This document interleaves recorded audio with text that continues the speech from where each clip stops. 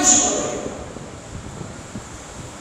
এক হাদিসের মধ্যে আসে জামিআত তিরমিজি, জামিআত তিরমিজির মধ্যে হযরত মুআবিয়া রাদিয়াল্লাহু তাআলা আনহু নিকট এক ব্যক্তি থেকে বর্ণিত হাদিস, যদি মদিনাবাসী থেকে এক ব্যক্তি বর্ণনা করতেছে, আন রাজুলি মিন আহলিল মাদিনাতি قال كتب معاوية إلى عائشة أم المؤمنين رضي الله تعالى عنها فاكتبي إلي كتابا توصيني به ولا تكثري علي إلى آخر الحديث أو كما قال عليه الصلاة والسلام.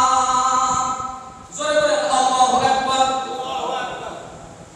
حضرت معاوية رضي الله تعالى عنه আম্মাজান আয়েশা সিদ্দিকা রাদিয়াল্লাহু তাআলা আনহার নিকট লিখে পাঠান। কি লিখলেন? ফাকতুবুনি ইলাইয়া কিতাবান তুসিনি ওয়া লা তুকসির আলাইয়া। যে আম্মাজান আয়েশা সিদ্দিকা রাদিয়াল্লাহু তাআলা নিকট লিখে পাঠালেন যে আপনি আমাকে কিছু উপদেশ দিন, তবে সেটা যেন দীর্ঘায়িত না হয়, বড় না হয়। ফাকতাবাত فكتبت عائشة رضي الله تعالى عنها إلى معاوية سلام عليك أما بعد. فحضرت আম্মাজান আয়েশা সিদ্দিকা রাদিয়াল্লাহু তাআলা আনহা লিখে পাঠালেন মুআবিয়া রাদিয়াল্লাহু তাআলা নিকট, আপনি বলেন আপনার উপর সালাম। এরপরে তারপরে বললেন ফাইন্নী সামি'তু রাসূলুল্লাহ সাল্লাল্লাহু আলাইহি ওয়াসাল্লাম ইয়াকুলু মান ইলতামাসা রিদাল্লাহি বিসাখাতিল্লাহ কাফাহুল্লাহু মুকনাতান নাস।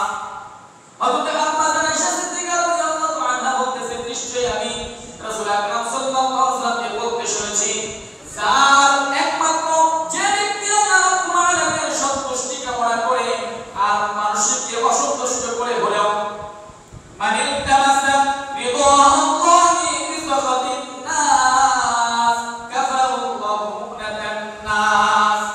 হযরত আম্মাজান আয়েশা সিদ্দিকা রাদিয়াল্লাহু তাআলা বলতেছেন যে আমি শুনেছি রাসূল আকরাম সাল্লাল্লাহু আলাইহি ওয়াসাল্লাম বলতেছেন, যে ব্যক্তি আল্লাহ রাব্বুল আলামিনকে খুশি করতে চায়, মানুষকে অসন্তুষ্ট করে হলেও, তাহলে আল্লাহ রাব্বুল আলামিন ওই ব্যক্তির জন্য আল্লাহ রাব্বুল আলামিন যথেষ্ট। জোরে জোরে বলেন সুবহানাল্লাহ। ওয়ামান ইলতামাসা রিদান নাসি বিসাখাতিল্লাহি কাফাহুল্লাহু ইলান নাস ফাসালামুন আলাইকা জামিআত তিরমিজি আও কামা ক্বালা আলাইহিস সালাতু ওয়াস সালাম। জোরে বলেন আল্লাহু আকবার।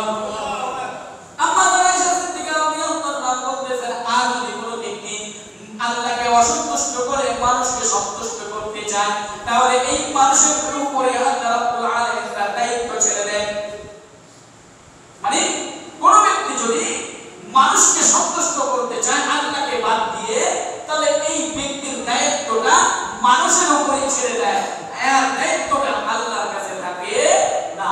সূরা বলেন নাউযুবিল্লাহ। তারপর